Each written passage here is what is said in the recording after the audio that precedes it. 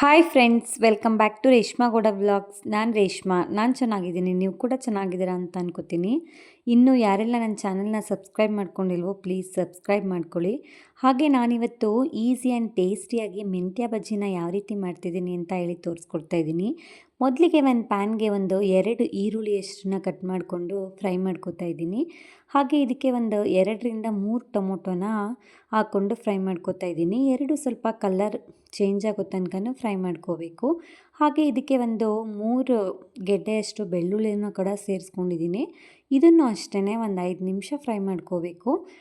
ಜೊತೆಗೆ ಸ್ವಲ್ಪ ಕೊತ್ತಂಬರಿ ಸೊಪ್ಪನ್ನು ಕೂಡ ಸೇರಿಸ್ಕೊಂಡಿದ್ದೀನಿ. ಇದು ನಮ್ಮ ತೋಟದಲ್ಲೇ ಬೆಳೆದಿರುವಂತಹ ಕೊತ್ತಂಬರಿ ಸೊಪ್ಪು ತುಂಬಾ ಚೆನ್ನಾಗಿರುತ್ತೆ. ಹಾಗೆಯೇ ಇದನ್ನು ಅಷ್ಟೇ ಒಂದು 5 ನಿಮಿಷ ಬಾಡಿಸ್ಕೋಬೇಕು. ಇದೆಲ್ಲನೂ ನಾವು ರುಬ್ಕೊಳ್ಳೋಕ್ಕೆ ಅಂತ ಹೇಳಿ ಫ್ರೈ ಮಾಡ್ಕೊತಾ ಇರೋದು. ಈಗ ಅದು ತಣ್ಣಗಾಗೋದಕ್ಕೆ ಇಟ್ಬಿಟ್ಟು ನಾನು ಮೆಂತ್ಯ ಸೊಪ್ಪನ್ನ ಕಟ್ ಮಾಡ್ಕೊತಾ ಇದ್ದೀನಿ. ಇದು ಅಷ್ಟೇ ನಮ್ಮ ತೋಟದಲ್ಲೇ ಬೆಳೆದಿರುವಂಥದ್ದು. ಒಂದು 2 ಕಟ್ಟಷ್ಟು ಇದೆ ಇದು ಮೆಂತ್ಯ ಸೊಪ್ಪು. ಸೊ ಇದನ್ನು ನೀಟಾಗಿ ಸೋಸ್ಕೊಂಡು ತೊಳೆದು ಈ ರೀತಿ ಸಣ್ಣದಾಗಿ ಹೆಚ್ಕೊತಾ ಇದ್ದೀನಿ. ಮೆಂತ್ಯ ಸ್ವಲ್ಪ ಕಹಿ ಬರೋದ್ರಿಂದ ಕಬ್ಬಿಣದ ಚಾಕುಗಳನ್ನ ಬಳಸಬಾರ್ದು, ಸ್ಟೀಲ್ ಚಾಕುನಲ್ಲೇ ಕಟ್ ಮಾಡಬೇಕು. ನೋಡಿ ಸಣ್ಣದಾಗಿ ಹೆಚ್ಚಿಟ್ಕೊಂಡಿದ್ದೀನಿ. ಈಗ ಇದಕ್ಕೆ ಒಗ್ಗರಣೆಗೆ ಅಂತ ಹೇಳ್ಬಿಟ್ಟು ಒಂದು 2 ಗೆಡ್ಡೆಯಷ್ಟು ಬೆಳ್ಳುಳ್ಳಿನ ಸಣ್ಣದಾಗಿ ಜಜ್ಜಿಟ್ಕೊತಾ ಇದ್ದೀನಿ.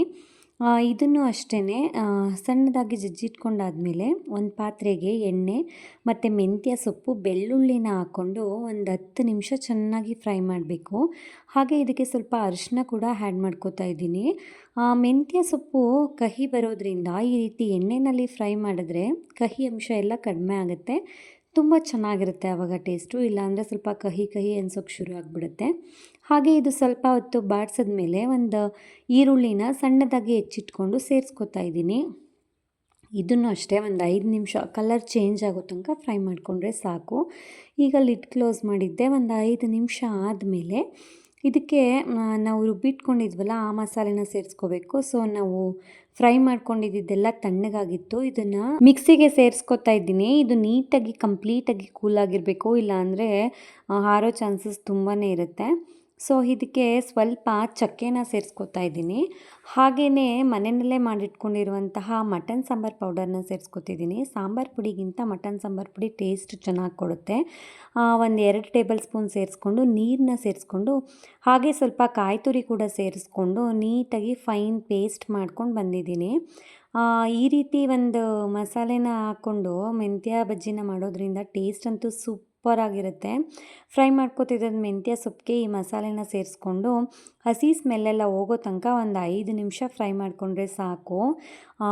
ಚಳಿಗಾಲದಲ್ಲಿ ಹಾಗೆ ಏನಾದರೂ ನೆಗಡಿ, ಕೆಮ್ಮು, ಜ್ವರ, ಖಾರವಾಗಿ ಏನಾದರೂ ತಿನ್ನಬೇಕು, ಬಾಯೆಲ್ಲ ಕೆಟ್ಟೋಗ್ಬಿಟ್ಟಿದೆ ಅಂತ ಅನಿಸೋವಾಗ ಈ ರೀತಿ ಬಜ್ಜಿ ಮಾಡಿಕೊಂಡು ಬಿಸಿ ಬಿಸಿ ಅನ್ನದ ಜೊತೆ ತುಪ್ಪ ಸೇರಿಸ್ಕೊಂಡು ತಿಂತಾಯಿದ್ರೆ ಆ ಟೇಸ್ಟ್ ಅಂತೂ ಸೂಪರಾಗಿರುತ್ತೆ. ಹಾಗೆ ಇದಕ್ಕೆ ಎಷ್ಟು ಬೇಕೋ ಅಷ್ಟು ನೀರನ್ನ ಸೇರಿಸ್ಕೊಂಡು ರುಚಿಗೆ ತಕ್ಕಷ್ಟು ಉಪ್ಪನ್ನ ಸೇರಿಸಿ ಒಂದು 5 ನಿಮಿಷ ಲಿಡ್ನ ಕ್ಲೋಸ್ ಮಾಡಿ ಇಟ್ಟರೆ ಸಾಕು.